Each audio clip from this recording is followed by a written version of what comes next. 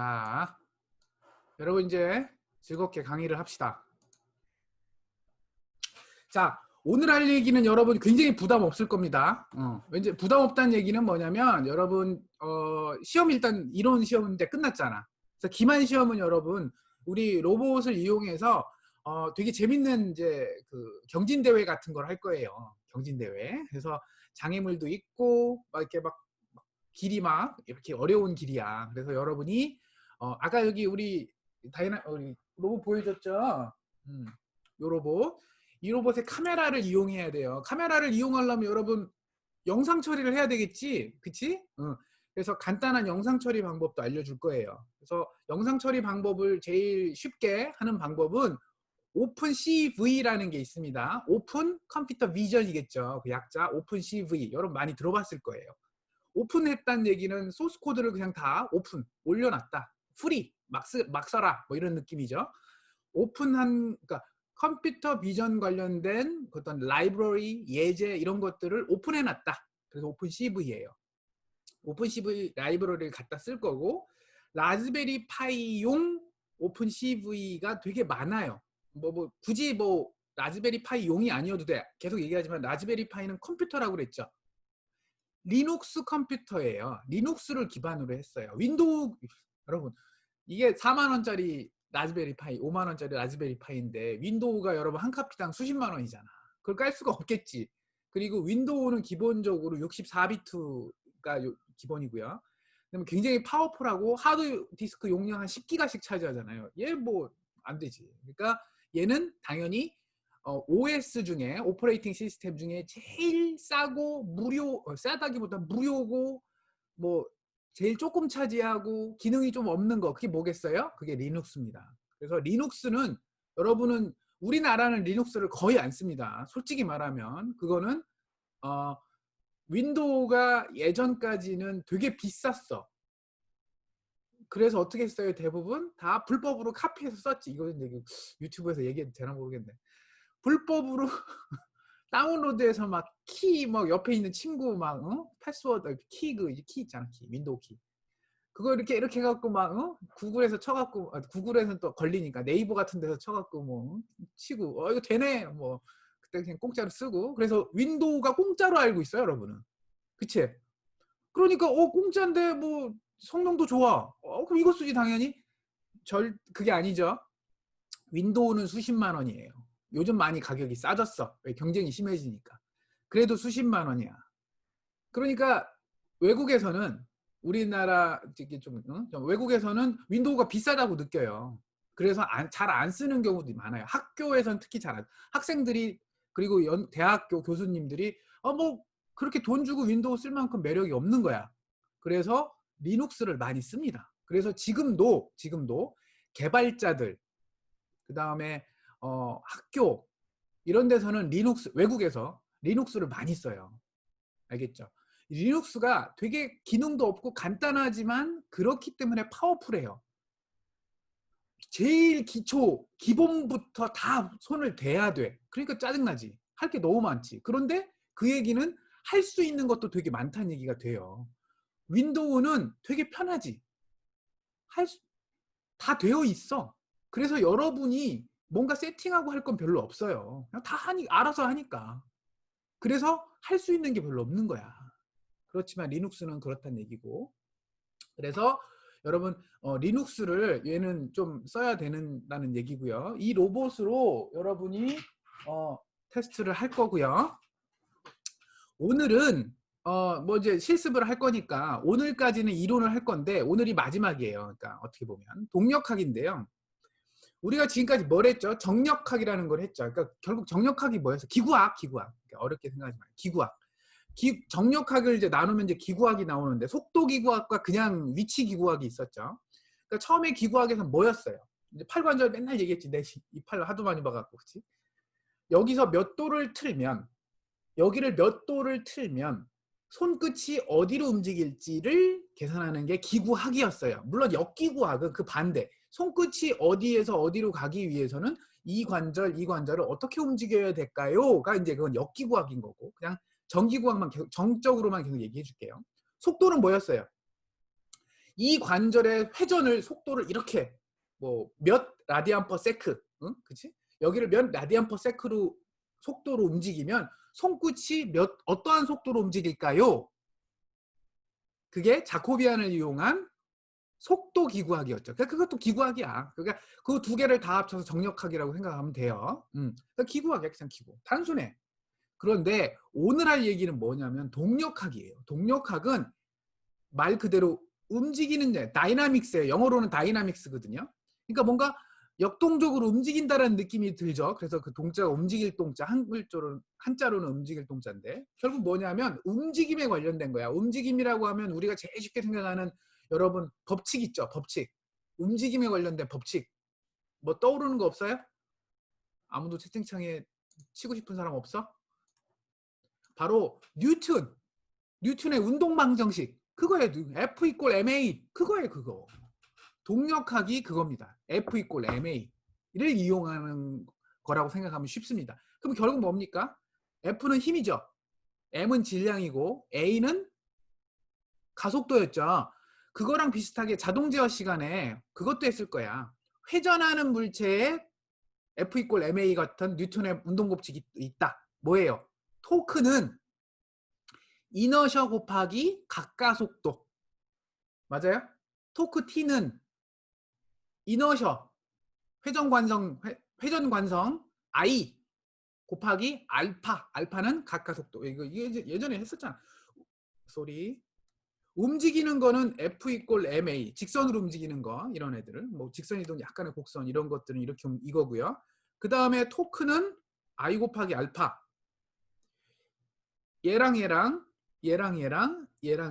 이건 각가속도, 얘는 이너셔 회전 관성 능률, 뭐 그렇게 이름 붙였는데 이너셔야. 그러니까 I가 약자겠지. 얘는 토크. 얘는 회전하는 애고요. 얘는 회전, 얘는 직선 운동하는 애에 관련된 뉴턴의 운동 법칙입니다. 그러니까 이건 결국 뭐예요? 결국 여기서 뭐겠어? A랑 알파가 뭐겠어? 관절에서, 그치. 관절에서 아까는 위치, 기구학에서는 위치, 속도를 제어했을 때 손끝이 뭐 위치와 속도가 어떻게 되느냐 그거라면 동력학에서는 여기와 요 관절을 가속도를 얼마로 주면, 여기를 가속도로 얼마로 회전시키면 손끝의 힘이 할 건가? 여러분 잘 생각을 해보세요. 내가 여기 이제 물체가 이게 물체야. 이게 물체가 있어. 내가 손으로 이렇게 밀어요. 이렇게 하고 있으면 여러분 내가 여기를 꽉 누르는지 안 누르는지 기구학 입장에서는 이렇게 하는 거랑 내가 지금 세게 굉장히 누르고 있는 상태이거든요. 굉장히 세게 누르고 있거든요. 이거랑 그냥 살짝 대고 있는 거랑 꾹 누르는 거랑은 기구학 입장에서는 똑같아요. 위치는 똑같잖아. 그렇잖아.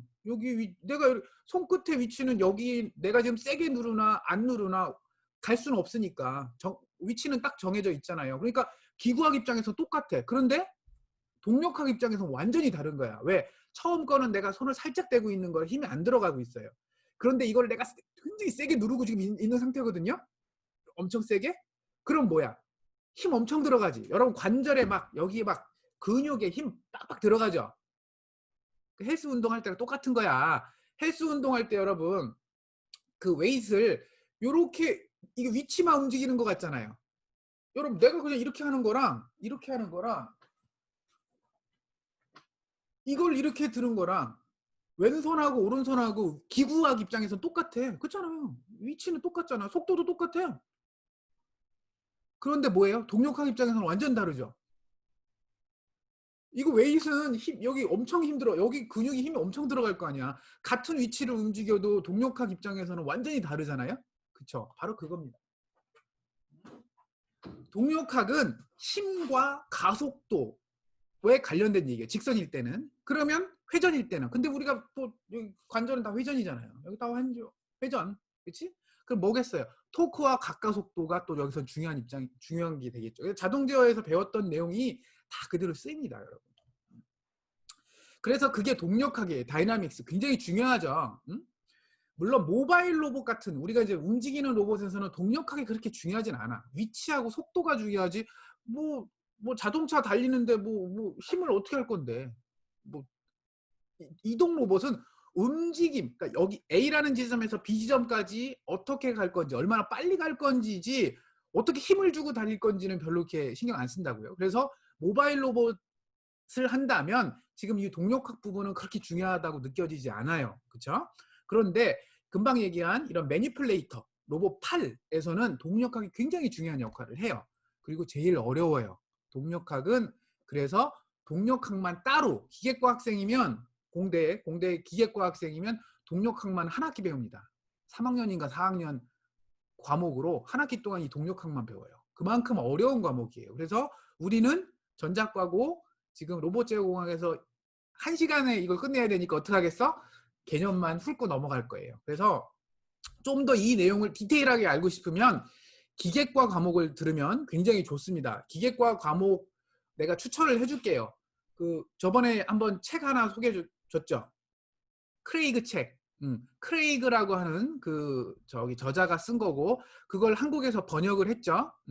그 책에 이 동력학 관련된 부분이 굉장히 잘 나옵니다. 그래서 그거를 보든가 유튜브에 강의 되게 많아요. 우리나라 교수님 중에 요 동력학을 굉장히 전문으로 하는 교수님들 많거든요. 그분들이 유튜브에 동영상 강의 많이 올려놨어요. 영어가 편한 친구는 영어도 괜찮다. 하다못해 자막이라도 읽을 수 있다. 응? 그러면 이해되겠다. 그런 친구들은 굉장히 선택지가 많아요. MIT, 뭐 카네기 멜론, 뭐 이런 데서 동력학 관련된 로봇과 동력학에 관련된 그 강의들이 유튜브에 굉장히 많습니다. 그걸 참고로 하시고 오늘은 그냥 개념만 이해를 하세요.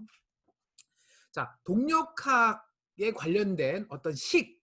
그러니까 동력학의 식은 뭐겠어요? 금방 얘기한 거야. 똑같아.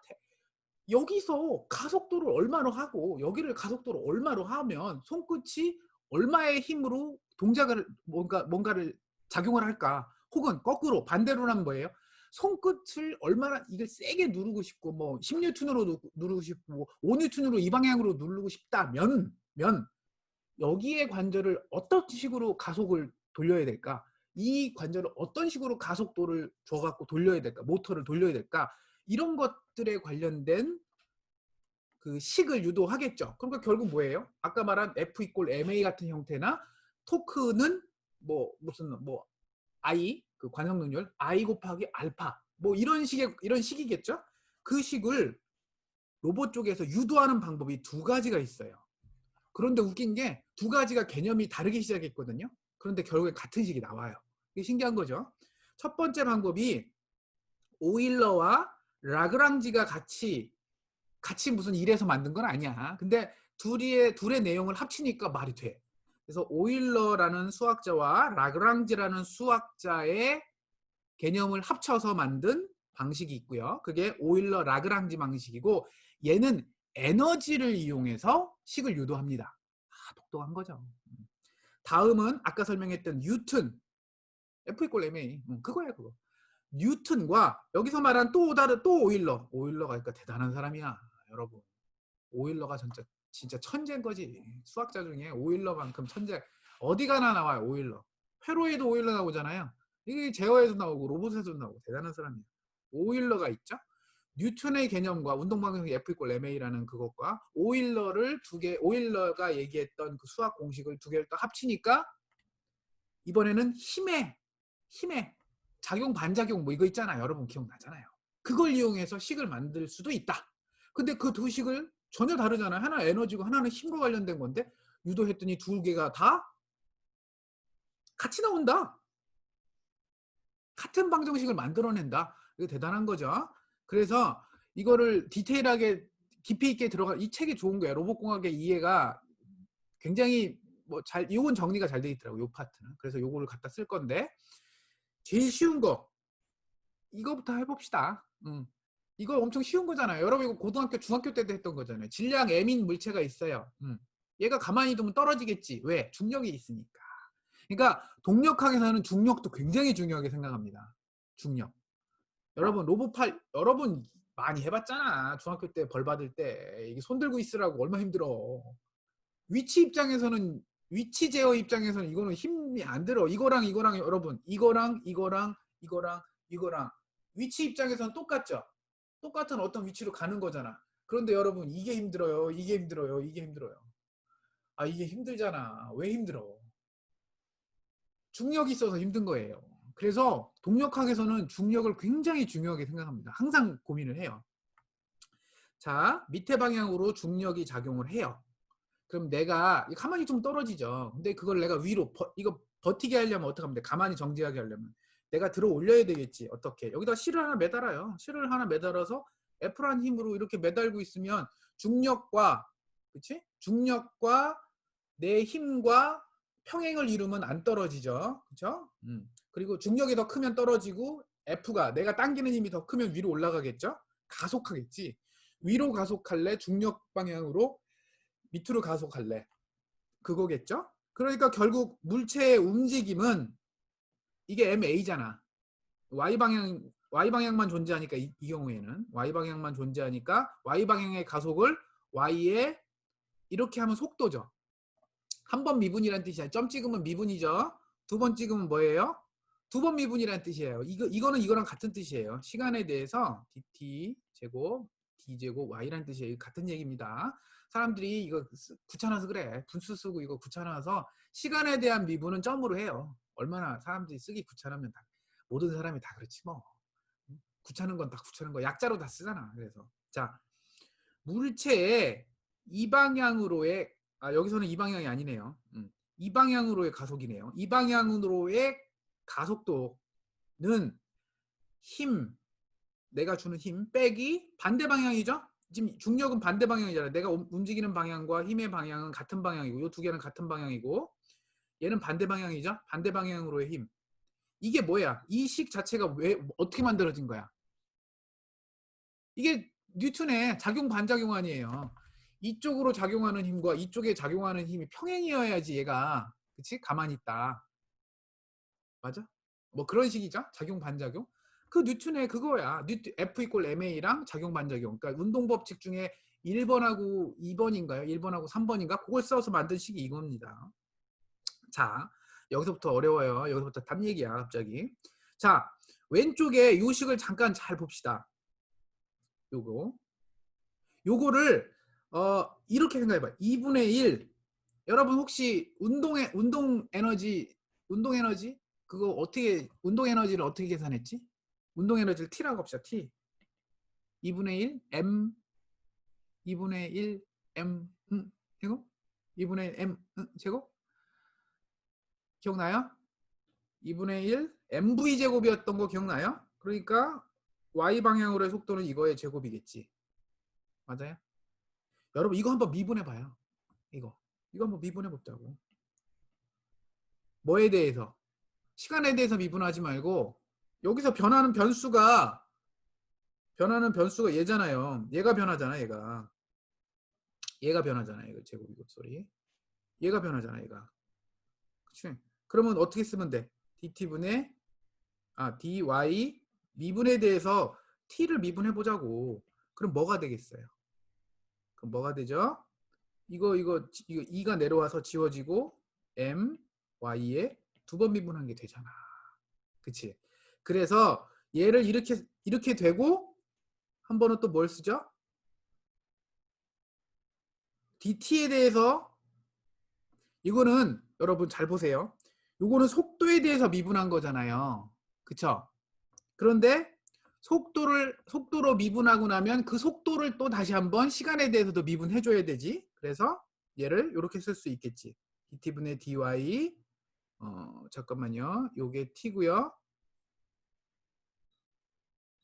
그렇지. 그래서 여기 dt분의 d가 여기 또 붙어야 되는 거예요. 자, dt분의 미안해요. dt분의 d가 요 파트가 한번 다시 붙어야 돼. 그러니까 속도로 y 미분이라고 하는 속도로 미분하고 그 전체를 다시 한번 시간에 대해서 미분해야지만 우리가 원했던 원래 그 미분이 나오는 거예요. 그래서 2분의 1 m y 닷의 제곱 요 파트를 y의 속도에 대해서 미분한 다음에 그래서 편미분이죠. 속도에 대해서 편미분했으니까.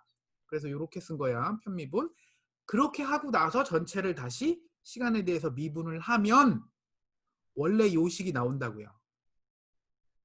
오케이? 만약에 지금 이해가 안 되면 그냥 일단 지금은 그런가 보다 하고 일단 넘어가 봅시다. 그럼 요거는 아까 말한 대로 시간 운동 에너지에 해당하는 T라고 볼 수 있죠. 그래서 그걸 T로 쓸 수 있어요. 그래서 요 파트를 그냥 T로 통째로 바꿔준 거야. 그렇게 그러니까 결국 뭐냐면 MY 두 번 미분한 MY의 두 번 미분 가속도는 운동 에너지를 시간에 대해서 미분한 다음에 그거의 시간 변화량이네? 라고 이렇게 해석이 가능하다는 거예요. 이게 운동 에너지를 이용해서 우리 뉴턴의 그 움직임, 뉴턴 운동 방정식 그거랑 이렇게 엮여질 수 있다. 이걸 보여준 거예요.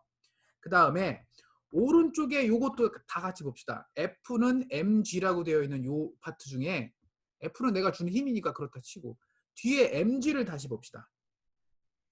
mg 때문에 뭐가 나온 거야?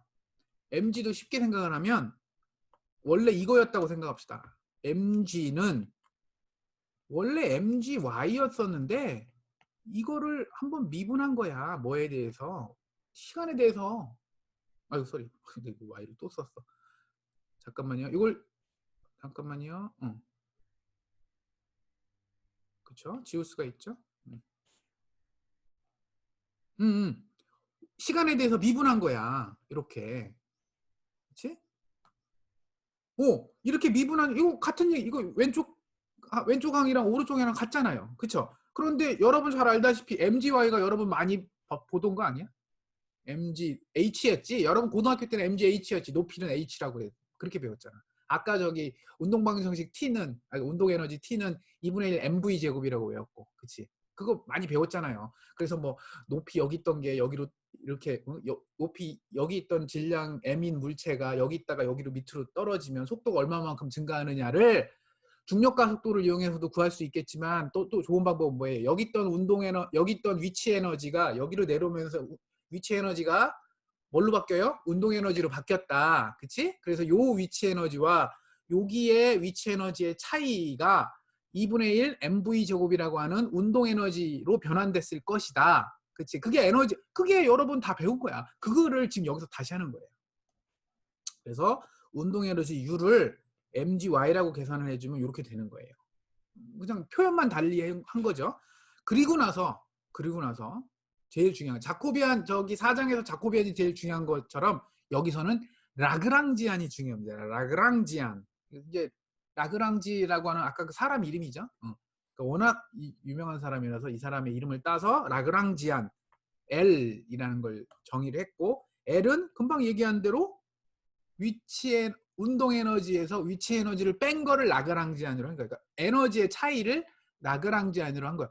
왜 에너지가 차이가 났을까? 에너지가 차이가 난 이유는 내가 거기다가 에너지를 줬기 때문에 차이가 났겠지. 여기 있던 위치에 있던 애가 여기로 떨어졌어. 그러면 위치 에너지가 변한 만큼 원래는 속도 에너지가, 그러니까 운동 에너지가 그만큼은 증가했겠죠. 그게 에너지 보존 법칙이잖아. 그걸로만 풀었는데 만약에 위치가 여기 있다 여기로 떨어졌는데 속도가 원래보다 더 붙었어. 그러면 어떻게 됐다는 얘기야? 누군가 외부에서 에너지를 줬다는 얘기지. 그 얘기가 내가 여기다가 힘을 더 줘갖고 가속을 했거나 했겠지. 내가 힘을 주면 가속을 할 거 아니에요. 떨어지는 애를 내가 더 세게 밀어. 그러면 위치 에너지가 줄어든 만큼 원래는 속도도 증가해야 되지만, 그게 에너지 보존 법칙으로 되지만, 내가 거기다가 힘을 더 주면 내가 더 준 만큼 가속을 할 거 아니에요. 왜냐면 뉴턴이 그랬잖아요. MA라고. F = MA. 내가 F를 주면 A만큼 더 가속할 거 아니야. 그거야 그거. 그래서 여기서 말하는 라그랑지안은 에너지의 차이인 거예요. 운동 에너지와 위치 에너지의 차이를 라그랑지안으로 정의를 했어요. 이렇게 정의를 한 거야.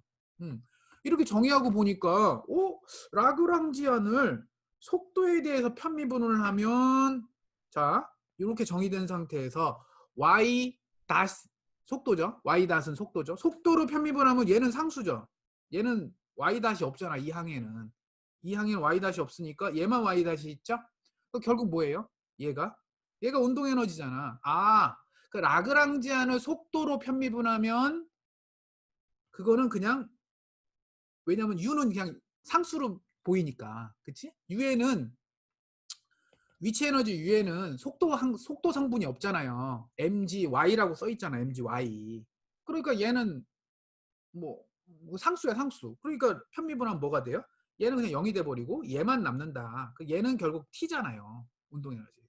그래서 라그랑지안을 속도에 대해서 편미분하면 그거는 그냥 운동 에너지 관련된 식 t를 속도에 편미분한 거랑 같고, 그 다음에 라그랑지안을 위치에 따라서 편미분을 하면 y, 그거는 그 반대. 여기 운동 에너지는 항을 잘 보면 2분의 1, 그 상수고, m 상수고, y 미분, 그러니까 속도에 대한 제곱이잖아요. 그러니까 그것도 위치에서 보면 상수로 보인다는 얘기지. 그러니까 이것도 0으로 보인다고. 그래서 얘만 남죠. mgy. 물론 거기서 y로 미분하면 뭐가 남아? mg만 남겠지만, 이렇게 일단 이렇게 쓸 수 있겠지. 위치 에너지를 y에 편미분한 거랑 라그랑지안을 y에 편미분한 거랑 같다. 이건 성질이야, 성질. 라그랑지안은 정의는 이걸로 정의한 거고, 봤더니 이런 성질이 있네? 그치? 그래서 그거 갖고 사람들이 머리를 쓴 거지. 결국 뭐예요? 자, 그래서 만들어낸 식이, 이게 뭐지? 요 앞부분이? 요 뒷부분은 뭐고? 이거잖아요, 여러분. 요거잖아, 요거. 여기서 나온 식이잖아. 어떻게 한 거야? 라그랑지안을 속도에 대해서 편미분했다? 이게 아까 뭐라고? 이거랑 같은 거잖아요.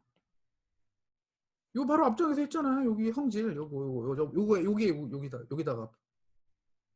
그리고 얘는 뭐야? 얘는 이거 속도 이거 잘 보여요. 이건 y의 위치 에너지를 y에 대해서 편미분한 거네. 결국 뭐예요? 요거의 차이. 요 파트죠. 요 파트. 소리. 그래서 결국에는 여기다가 dt분의 d 하면 아까 이게 뭐였죠? 바로 요거랑 같았잖아요. my 더블 닷이랑 같은 거였잖아. 그래서 요게 요거랑 같은 게 되고, 라그랑 원래 이거랑 같은 거였고 앞에 설명했으니까 그거는 요거랑 같네. 그리고 mg는 얘랑 같네. 그러니까 결국 뭐예요? 이 최고 마지막 라그랑지안을 이용해서 오일러와 라그랑지안의 그 식을 방정식이라고 불리는 게 최종식이 바로 이게 나오는 거야. 이게 이제 이것만 외우면 되는 거야. 이게 여러분 계속 얘기하는 라그랑지안을 이용한 식이 나온 거예요. 요거야, 요거. 어렵진 않아. 이게 표현이 결국 뭐냐면 운동 에너지와 위치 에너지의 변화량의 차이는 원래라면 같아야 돼. 운동 에너지가 바뀐 만큼 위치 에너지가 바뀌어야 되는 거잖아요. 그게 에너지 보존 법칙이잖아. 여러분, 에너지 보존 법칙이 성립을 해야 되잖아요. 그래서 운동 에너지가 바뀌었어? 증가든 감소든 뭔가 했어? 그러면 위치 에너지는 그거에 반대로 증가든 감소하겠지. 서로 반대로. 왜? 에너지는 항상 일정해야 되니까. 그게 너무 기본이잖아요. 너무 기본에서 출발한 식인데 너무 이쁘게 정리가 된 거야. 그래서 오일러 라그랑지안 방정식이 동력학에서 굉장히 많이 쓰이는 식입니다. 그래서 그 차이가 만약에 차이가 생긴다면 운동 에너지 줄어든 만큼 위치 에너지가 그만큼 바뀌어야 되는데 더 증가했거나 더 감소했어? 그 왜 그렇겠어요? 누군가 외부에서 힘을 줬다. 누가 외부인가에서 그 차이만큼 힘을 준 거다. 그거야. 너무 이해가 깔끔하죠? 예제는 건너뛸게요, 여러분. 자, 그렇게 해서 만든 게 오일러 라그랑지안이고, 뭐 이러한 링크 같은 거, 이런 링크 하나만 갖고 일단 설명을 해주면, 이거의 운동 에너지 T는 어떻게 구하겠어? 링크 하나의 운동 에너지는 관절이 아니에요. 링크예요. 링크를 기준으로 해요. 얘는 직선으로도 움직이고 회전으로도 움직이겠죠. 그럼 두 가지를 다 한꺼번에 합치면 링크 하나가 갖고 있는 운동 에너지를 다 계산하는 거잖아요. 그래서 mv 제곱과 i 오메가 제곱. 자, 2분의 1 mv 제곱은 직선의 운동이고 2분의 1 I 이건 이너셔 알파의 제곱 하면 이건 뭐예요? 회전 각가속도. 그러면 얘는 회전하는 물체의 운동 에너지고 얘는 직선으로 움직이는 거에 운동 에너지인 거야. 그런데 잘 보세요. 요 링크가 이렇게 움직인다고 할 때 이건 회전의 성분도 있고 직선 운동의 성분도 있는 거죠. 그러니까 앉아갖고 이렇게 여러분 입장에서 봤을 때 이렇게 회전만 이렇게 하고 있는 애는 당연히 운동 에너지 얘가 없지. 얘는 없지. 얘는 그냥 회전만 하니까. 그런데 이런 식으로 이런 식으로 움직여. 이런 식으로 움직이면 이거는 회전 성분도 있고 어떤 축을 방향으로 봤을 때는 회전도 하면서 어떻게 보면 직선으로 움직이는 것도 약간 있는 거잖아요. 그러니까 운동 에너지를 따질 때 직선 성분과 회전 성분을 따로따로 분리해서 에너지를 같이 계산해 줘야 된다는 얘기인 거야. 그치? 그리고 제곱 대신에 왜 여기다가 V 트랜스포즈를 했냐면 이거 매트릭스라고 본 거야. 왜냐면 3차원 공간이잖아요. 3차원 공간이니까 여러분 1차원 공간에서는 2분의 1 mv 제곱 해주면 되지만 3차원 공간이면 속도가 세 가지 성분이 나오잖아요. 이렇게 V가 Vx, Vy, Vz. X방향으로의 속도, Y방향의 속도, Z방향의 속도. 이거랑 여러분 이거를 제곱한다? 벡터를 이렇게 제곱하면 제곱이 돼요? 여러분 이거를 만약에 제곱을 만약에 이렇게 쓰면 Vx, Vy, Vz하고 이렇게 곱해? 이렇게 해서 해본 적 있어요? 이거 안 되잖아. 이거 계산이. 이거 제곱 계산하는 쉽게 계산하는 방법이에요. 어떻게 하면 돼요? 하나를 트랜스포즈를 하면 되지. 그래서 앞부분을 트랜스포즈를 어떻게 해요? 옆 트랜스포즈라는 건 이렇게 바꾸면 되죠. 이렇게 돼 있는 세로 방향이 있던 거를 가로 방향으로 오는 게 트랜스포즈잖아. 매트릭스에서는 트랜스포즈가 대각선을 기준으로 서로 이렇게 바꿔주는 거고 벡터 같은 경우에는 트랜스포즈를 하면 이렇게 돼 있던 거 이렇게 됐던 걸 이렇게 바꿔주는 거죠. 그래서 요거에다가 이렇게 곱해주면 이렇게 계산이 되잖아요. 제곱이 되잖아. 이렇게 되니까 vx 제곱 나오고 vy 제곱도 하고 vz 제곱에 더하기가 다 나오잖아요. 그래서 여기서 계속 트랜스포즈를 써주는 거야. 트랜스포즈를 써준 이유는 제곱하란 얘기예요. 그러니까 결국 이거야. 2분의 1 mv 제곱이고 2분의 1 i 알파 제곱이야. 그거를 3차원 공간에 벡터로 표현되어 있는 속도 성분을 갖고 제곱을 하려고 보니까 트랜스포즈밖에 없는 거야. 그래서 트랜스포즈를 써준 거예요. 오케이? 자, 그래서 또 설명 나오네요. 앞부분은 직선 운동 에너지, 이거는 회전 운동 에너지인 거다. 그러면 이거 지금 링크 하나만 했잖아. 그럼 링크 여러 개면 뭐 더하면 되겠지. 에너지는 그냥 더하면 되잖아요. 뭐, 신경 쓰지 말고 더해라. 그러니까 총 운동 에너지 뭐 이렇게 팔이 막 이렇게 써. 이거에 이 링크의 운동 에너지와 이 링크의 운동 에너지와 요 링크의 운동 에너지를 그냥 다 계산해서 직선이든 회전이든 따로따로 계산해서 다 더해라. 그러면 운동 에너지가 나온다. 그 운동 에너지 끝. 어렵지 않지. 여기까지는. 그 다음부터 어려워. 그런데 왜 이게 동력하기 어렵다고 했겠어. 자 속도 이거 쉽다라. 2분의 mv 제곱 속도 쉬워요. 근데 속도가 뭐랑 상관이 있죠?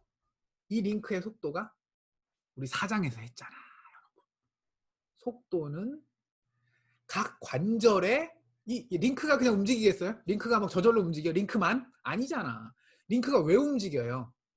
요 링크가 움직이는 이유는 바로 요 관절, 요 조인트가 회전을 해서 움직일 수도 있고 요 관절이 회전하는데 요 관절이 이 링크랑 연결돼 있고 이 링크가 다시 이 링크랑 연결돼 있는 이 구조적인 것 때문에 얘가 움직이면 또 얘도 같이 영향을 받죠. 얘가 움직이는 거는 요 앞단은 신경 안 써도 되지. 얘가 무슨 속도로 움직이는 속도로 움직이는 게 얘한테는 영향을 안 줘요. 근데 얘 링크의 속도에 영향을 주는 거는 이 전 관절과 관절과 관절 사이의 이 링크의 이 구조 보세요. 같은 속도로 움직여도 얘가 여기 어떻게 움직이는지 보세요. 어깨를 이렇게 움직이는데 내가 만약에 이런 식으로 하고 어깨를 움직이면 여기의 속도가 달라지지. 요 속도가 달라지지. 이렇게 해서 이렇게 어깨를 똑같은 속도로 움직이고 있어요. 이거의 움직임과 요렇게 움직임이 완전 다르지. 그러니까 요 링크의 속도는 여기랑도 상관이 있고 여기랑도 상관이 있는 건 당연한 건데 그냥 속도만 상관이 있는 게 아니라 어떤 이 상대 거리, 상대 위치랑도 상관이 있다. 그게 뭐였어? 4장에서 한 얘기잖아. 4장에서 한 자코비안이 그거잖아요. 그래서 속도가 그냥 속도가 아니다. 2분의 1 mv 제곱 내가 되게 너무 쉽게 너무 설명했는데 방심하면 안 된다. 뭐냐? 여기 속도는 자코비안 Q1 요 속도는 이거의 위치 Q의 자코비안 더하기 요거의 이거 속도인데 여러분 잘못 썼네요. 다 속도일 텐데. 그치? 그치 변화. 그치? 이거 여기서 내가 이렇게 변하는 속도와 상대 위치 요거의 관절의 변하는 위치와 변하는 속도와 요 사이의 상대 위치 그거 다 자코비안이잖아. 그걸로 합의되고 회전하는 것도 마찬가지다. 회전도 오메가도 다 자코비안과 연결돼 있다. 그래서 동력학하고 자코비안하고 4장의 자코비안이 또 엮여요. 그래서 동력학만 하면 안 돼. 그래서 기계과에서 수업 들을 때 정력학부터 듣고 그 다음에 동력학 들으라고 해요. 순서가 그렇게 돼 있어. 마치 회로망을 들어야 전자회로를 듣는 거랑 똑같은 거야. 앞에 거 선수 과목이 그래서 있는 거야. 앞에 거 안 듣고 뒤에 것만 동력학 자코비안 모르고 동력학만 들으면 갑자기 제이 나오면 이거 못 알아들어요. 오케이? 그래서 여기 자코비안 또 나온 거예요. 자코비안 그럼 넘어갑시다. 앞장에서 했으니까. 결국 운동 에너지는 자코비안하고 상관 있는 거예요. 자코비안으로 이게 표현한 거야. 이게 자코비안으로 표현했지만 이게 결국 뭐예요? 이게 그냥 V 제곱인 거야. 이것도 자코비안으로 뭐 복잡하게 써놨지만 결국 요 파트와 요 파트가 뭐냐면 각가속도 이거 제곱인 거야. 그래서 결국 이건 M이고 이건 MV 제곱이고 이거는 I 관성동력은 I 그렇죠? 이너셔 I 알파 제곱. 그러니까 이게 우리가 알고 있었던 계속 그 얘기야. 2분의 1 MV 제곱 더하기 2분의 1 I 알파 제곱 그 식을 관절하고 링크랑 막 연결 있으니까 자코비안으로 표현한 거예요. 오케이? 그러다 보니까 형태가 되게 비슷해. 결국 뭐야? 변수는 여기서 이 식에서 이 식을 이렇게 봤더니 변수가 결국에는 얘가 변수잖아요. 얘가 변수잖아요. 그렇죠? 여러분이 조절하는 거는 링크의 길이를 조절하는 건 아니잖아. 관절의 속도를 조절하는 거네, 결국. 얘 운동 에너지를 좌우하는 거는 이 관절의 속도네, 결국엔. 그래서 관절의 속도를 뺐더니 빼고 나서 나머지 애들을 싹 다 묶은 거예요. 상수들. 2분의 1 상수죠. M 상수죠. 자코비안 상수죠. 자코비안이 상수? 상수지? 그 다음에 여기도 상수죠. I도 이너셔도 상수죠. 얘만 따로 상수 아닌 것 같은데. 상수가 아니구나. 자코비안 상수가 아니지. 참, 나좀 큰일 날 뻔했다. 자코비안은 위치에 따라 변하잖아요. 그렇죠? 오, 큰일 날 뻔했다. 아무튼 그런데 여기서는 그냥 일단 변하지 않는 상수라고 봅시다. 속도랑 상관없다고 봅시다. 그렇게 하면 결국 뭐예요? Q닷과 Q닷의 트랜스포즈 왜 쓴다고? 아까 말한 제곱 때문에. 그치? 이렇게 표현이 될 수가 있다는 거야. 2분의 1 HQ의 제곱 이런 식으로 미분의 제곱, 속도의 제곱, 속도 성분의 제곱 그렇지? 그렇게 표현할 수가 있다는 거지. 그럼 H가 뭐냐? 여기서 H를 텐서라고 불러요. 갑자기 이름 막 여러분 텐서플로우 그 텐서플로우 있잖아. 여러분 저기 뭐지? 구글에서 만든 건가요? 구글에서 만든 인공지능 관련된 거기 있는 텐서 그 텐서야 그 텐서.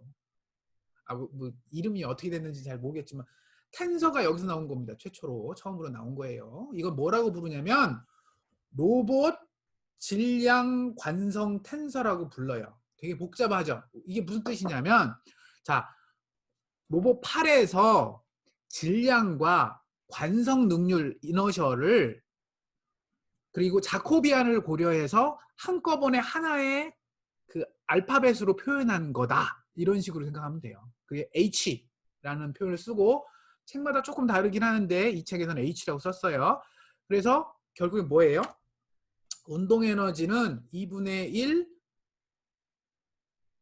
그냥 h의 q 닷 제곱 이런 식으로 쓴 거야. 그러니까 2분의 1 mv 제곱 약간 그런 느낌으로 형태를 맞추려고. 그래서 2분의 1도 한꺼번에 넣어서 써도 되는데 이왕이면 운동 에너지는 항상 2분의 1 mv 제곱, 2분의 1 뭐 I 알파 제곱 이런 식이었잖아요. 그래서 일부러 이것도 2분의 1을 살려놓고 T 운동 에너지 T 로봇 8에서의 운동 에너지 T는 2분의 1 HQ 닷 제곱. 근데 Q 닷은 아까도 얘기한 대로 3차원이니까 Q 닷으로 쓰면 안 되고 Q 닷의 트랜스포즈와 Q 닷을 곱해라 이런 식으로 쓴 거야. 그래서 이렇게 쓴 거야. 오케이? 그리고 나서 실제 H는 뭐냐? 텐션은 뭐냐? 이렇게 나중에 이렇게 쓰면 된다. 그래서 그치? 봐요. 여기 중요한 얘기 있잖아. 그래서 내가 아까 상수라고 내가 잠깐 순간 잠깐 했는데 텐서는 상수가 아니죠. 자세에 따라 바뀌잖아. 자세가 뭐야? Q. 응. 아까도 계속 얘기하잖아요. 요렇게 했을 때와 요렇게 폈을 때와 요거 했을 때 요 속도에 따라서 여기 움직임이 완전히 달라지잖아요. 그쵸? 이렇게 폈을 때는 훨씬 더 속도가 빨리 증가하고 요렇게 하면 속도가 조금씩밖에 안 증가하잖아. 이해가. 그치?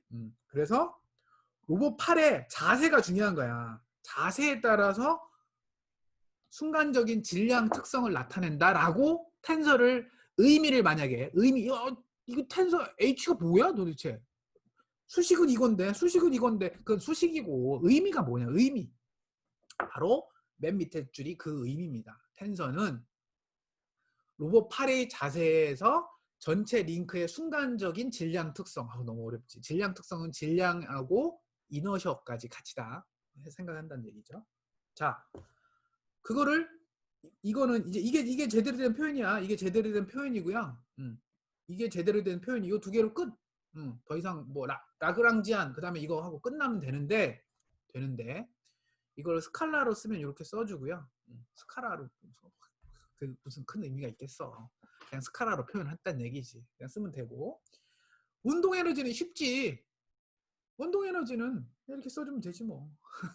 2분의 1 아니 2분의 1이 아니지. mgh잖아요. 높이. 그러니까 높이가 결국 뭐겠어? 위치지 위치.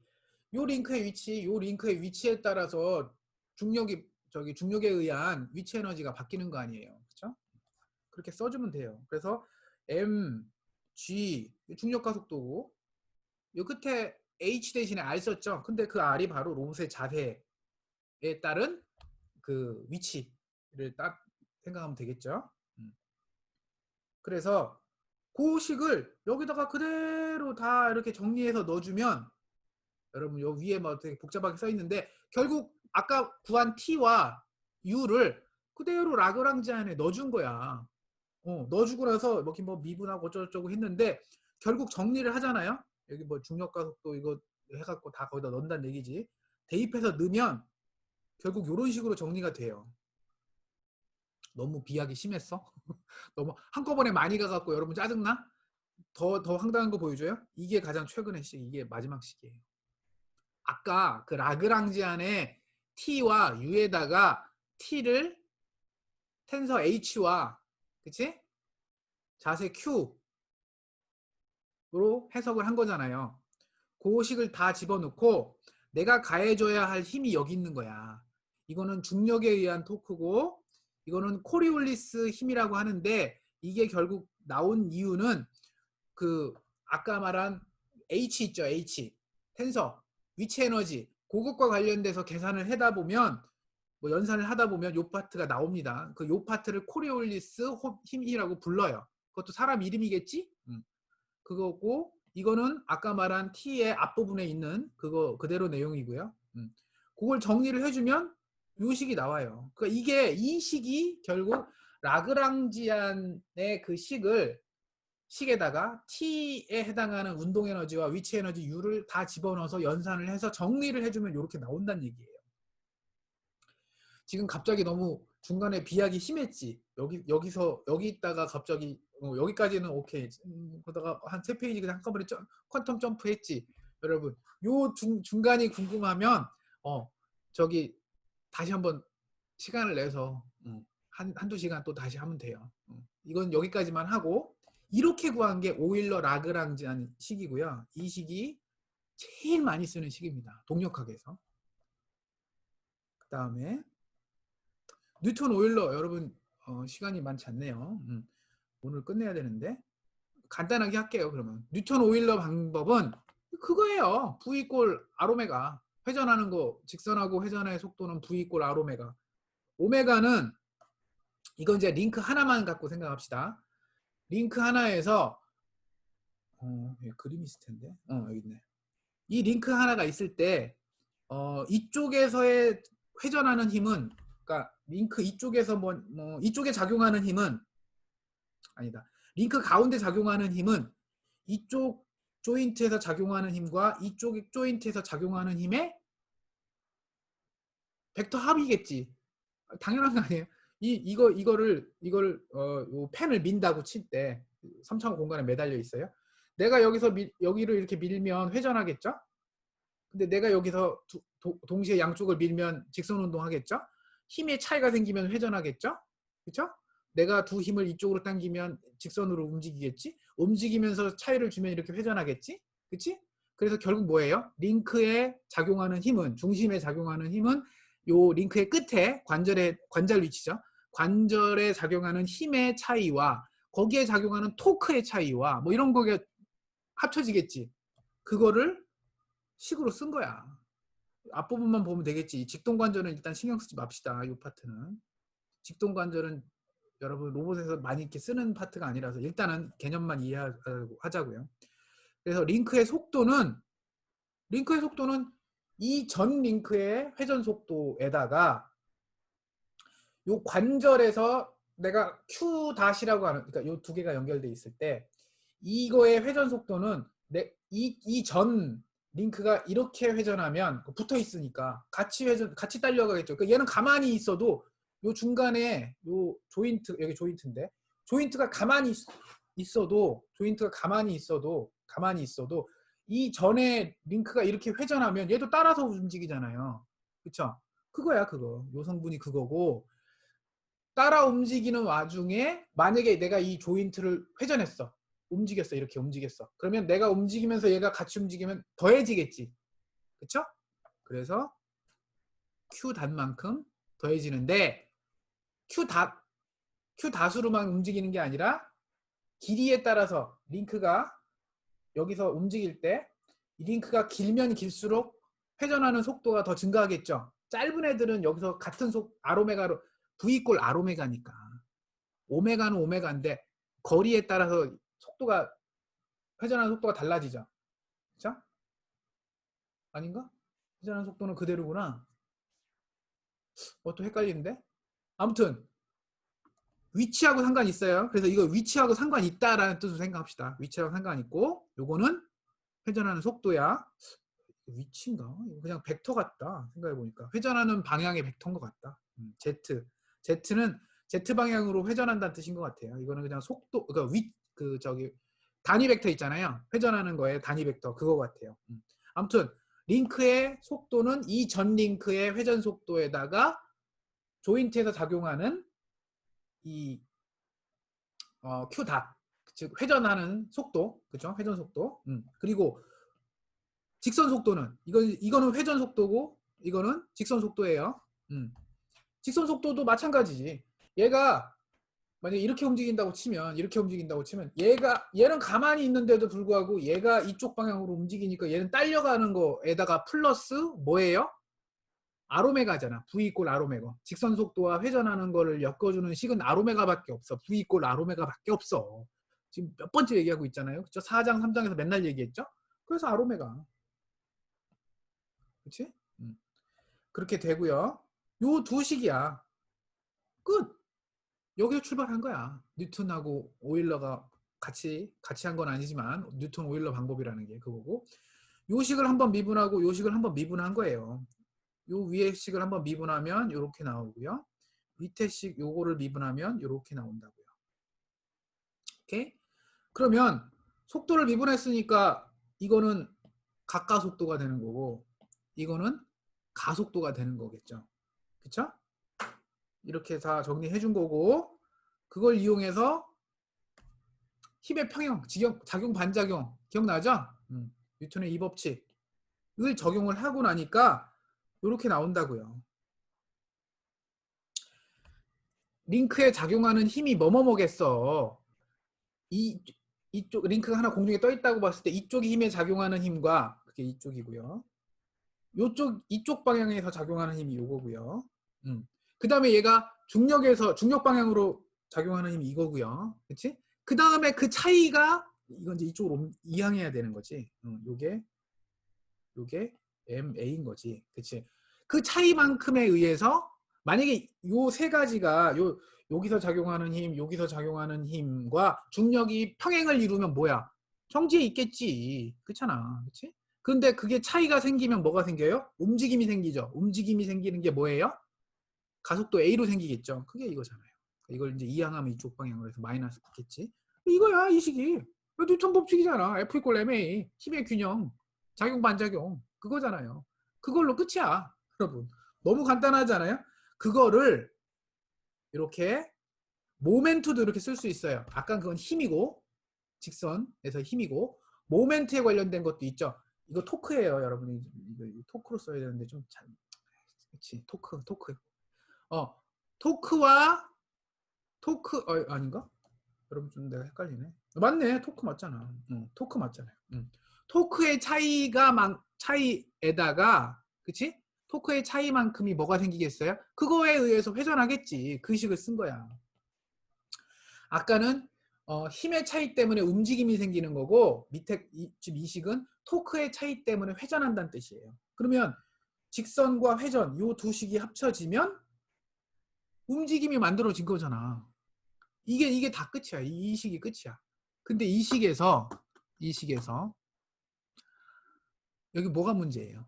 이거는 아까 여기서 라그랑지안 같은 경우에는요. 이 식 하나로 그냥 깔끔하게 다 나왔잖아요. 그쵸? 근데 얘는 뭐가 문제야?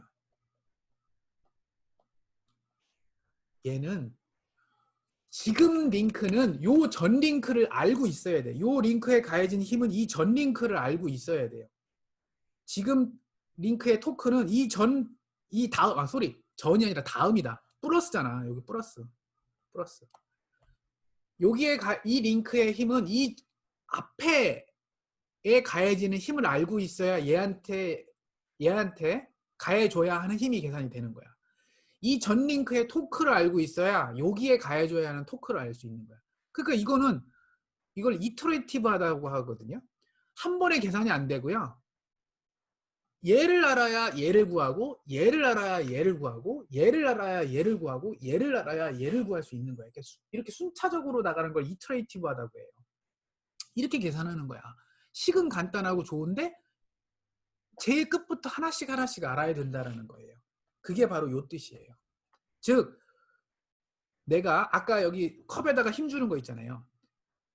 요 각 관절에 힘을 얼마를 줘야 됩니까? 라고 하는 거를 한 번에 계산이 안 돼요. 라그랑지안은 그게 되는데 여기서 뉴턴 오일러 방법에서는 어떻게 계산해야 되냐면 손끝에 가한 힘을 여기를 가할 힘을 요 끝에 가할 힘을 알고 있어야 힘과 토크를 알아야 이걸 알아야 요 관절에서 힘과 토크를 얼마로 줘야 되는지 알고 이걸 알아야 여기서 힘과 토크를 얼마나 줘야 되는지 알고 이걸 알아야 여기서 힘과 토크를 얼마나 줘야 되는지 안다라는 뜻이에요. 그래서 다이나믹스가 이 방향으로 이렇게 알아야 된다. 마치 인버스 키네마틱스 구하듯이 이렇게 가야 된다라는 거예요. 동력학은 그런 식으로 돼. 아까 라그랑지앙 식도 그렇게 돼 있었잖아. 하나로. 근데 걔도 결국에는 근데 이렇게 구해야 돼. 결국 뭐냐면 동력학은 끝점에 얼마의 힘이 필요하냐를 알고 있어야 순차적으로 뒤로 이렇게 계산이 되는 거고. 오케이? 우리 기구학은 어떻게 했어요? 기구학은 요 Q 알고 Q만 하죠? 기구학은 Q만 했죠? 속도 기구학 자코비안 했던 거 그건 요것만 알면 됐겠죠? 동력학에서는 다 알아야 돼. 다 알아야 돼. 오케이? 그래서 동력학이 거의 끝판왕이에요. 로봇 8에서 동력학을 해석을 하면 정력학은 당연히 알고 있어야 되는 거고요. 기구학 이런 거 당연히 알고 있어야지. 그래 자코비안도 알아야 되고 뭐 다 알아야 되는데 뭐. 그래서 모든 걸 다 알고 있으면 동력학이 풀립니다. 동력학이 제일 어렵고 그래서 잘 안 해요. 나 같은 경우에는 싫어. 구하는 게 너무 싫어. 여기 예제 있잖아요. 너무 싫어. 얘도 보면 끝번부터 순차적으로 하나씩 구하잖아요. 이거 알고 그 다음에 이걸 그 식을 여기다 넣고 이걸 구해 요걸 넣고 이걸 구해 요걸 구하. 오케이? 그렇죠? 그래서 그걸 나중에 순차적으로 한다는 얘기예요. 그래서 하나씩 구해서 나중엔 토크와 요걸 구한다. 그래서 최종 방정식은 이거는 참 쏘리. 이거는 이렇게 구했네요. 자, 그만할게요 이제 여러분. 이 파트는. 연습 문제는 여기서 이 과목은 연습 문제까지 할 만큼 깊이 강의를 안 했기 때문에 연습 문제는 하지 말고요. 동력학은 이런 식으로 한다라는 거 개념만 알면 되고 어렵다. 그래서 만약에 제대로 하려면 책 한 권을 봐야 된다. 이런 느낌으로 동력학은 여기서 마무리를 짓고요. 자, 여러분 이제 오늘 좀 일찍 끝났는데 내일 모레 목요일에는 로스를 강의를 시작할게요. 이제 근데 로스 시작할 때 이제 로스를 바로 하는 건 그렇다. 나머지 여러분 우리가 처음에 강의했던 거 보면 로봇 소개를 했잖아요. 소개하다가 중간에 그 게이트, 팔, 다리 이것 때문에 이쪽으로 점프해갖고 로봇 공학의 이해라고 하는 이론을 했잖아요. 이게 어느 정도 원래 동력학 다음에도 되게 많거든요. 챕터가 한 8챕터까지 있거든요. 그래서 그거 다 생략하고 여기까지만 하고 다시 원래 걸로 돌아가면 되는데 원래 걸로 돌아가면 모바일 로봇의 이론에 관련된 얘기인데 그 파트 목요일날 간단하게 그냥 훑어줄게요. 그러니까 다 하기에는 시간이 없어. 그래서 이번 주 목요일까지는 이론으로 다음에 뭐가 남았냐면 카메라 관련된 얘기, 센서 관련된 얘기를 안 했어요. 그치? 그 파트를 간단하게 목요일날 또 소개를 해줄게요. 그러니까 어차피 오늘 한 화요일 지금 오늘 한 동력학도 시험에 나갈 일도 시험도 이제 안 볼 거니까 나올 일도 없고 해서 이런 개념하고 목요일도 센서에 관련된 개념만 설명을 해줄게요. 그래서 그 개념을 이해를 하고 그 두 개를 이해를 아마 목요일날 배운 그 개념이 오히려 여러분 기말 프로젝트 때 훨씬 도움이 될 거예요. 오늘 한 동력학은 기말 프로젝트랑은 좀 상관이 없어 솔직히 말하면. 그런데 여러분들이 로봇8을 한다. 그러면 이건 100%야. 5장 동력학은 100% 나옵니다. 해야 됩니다. 그래서 목요일날 여러분 비전 그러니까 카메라죠. 그다음에 뭐 라이다, 뭐 초음파, 뭐 이런 센서 관련된 얘기를 해주고 그다음에 항법 관련된 얘기 간단하게 소개해주고요. 그 이론을 깊이 들어가면 또 그것도 한 달이거든요. 그래서 간단하게만 설명해주고 그 다음 주 화요일, 목요일부터는 로스를 할 건데 로스도 앞부분에 약간의 이론이 있습니다. 소개죠, 소개. 뭐 깊이 있는 뭐 수식이 나오고 한 이런 이론이 아니라 로스를 왜 쓰느냐, 로스가 뭐냐, 뭐 이런 얘기가 간단하게 나올 거라서 내가 봐서는 실제 학교에 와서 실습하는 건 다음 주 목요일이 될 가능성이 높아요. 그래서 아까 주영 학생이 다음 주 화요일 날부터 학교에서 실습을 할까요? 그렇게 물어봤는데 내가 봐서는 빠르면 다음 주 목요일부터.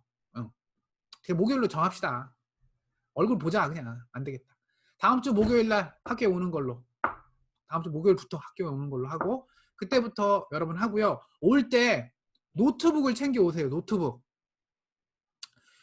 없어도 되긴 해요. 그런데 만약에 이게 있어. 만약에 우리가 그 지하 칼랩에서 하면 거기 있는 컴퓨터가 있기 때문에 그걸 써도 돼요. 되긴 되는데 그게 쉽지 않아. 왜? 하드디스크를 파티션으로 나눠서 리눅스를 깔아야 돼. 그러니까 우분투라고 한 리눅스 시스템을 깔아야 되는데 아마 칼랩에 있는 데스크탑을 그렇게 할 수는 없을 거야. 그거 아마 막아놨을 거예요. 그렇게 못하게. 위험하거든. 다 날아갈 수도 있어서. 그래서 여러분이 2인 1조로 실습할 거야. 2인 1조야 여러분 실습. 그러니까 둘 중에 한 명만 노트북을 들고 와도 돼. 근데 이왕이면 둘 다 들고 와서 실습하는 게 훨씬 여러분 그 한 로봇 갖고 두 명이 같이 제어할 수 있어요. 그게 좋은 거야. 로스의 장점이 그거거든. 그래서 이왕이면 노트북을 모든 학생들이 다 갖고 오면 되고요. 노트북은 좋을 필요가 없어요. 나는 맥북 프로 쓰는데 아무 의미 없어. 그냥 우분투는 리눅스 시스템의 우분투는 굉장히 저사양 노트북도 다 동작해요. 아주 좋아요. 그래픽 카드 좋을 필요 별로 없어요.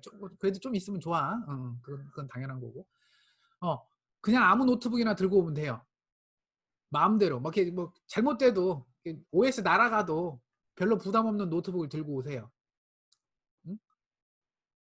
다음 주 목요일부터. 알겠죠? 자, 오늘은 여기까지 정리하고 혹시 질문 있습니까? 실습 관련돼 갖고 다음 주 목요일 날부터 실습할 건데 없어요? 그러면 오늘 강의는 여기까지 할게요.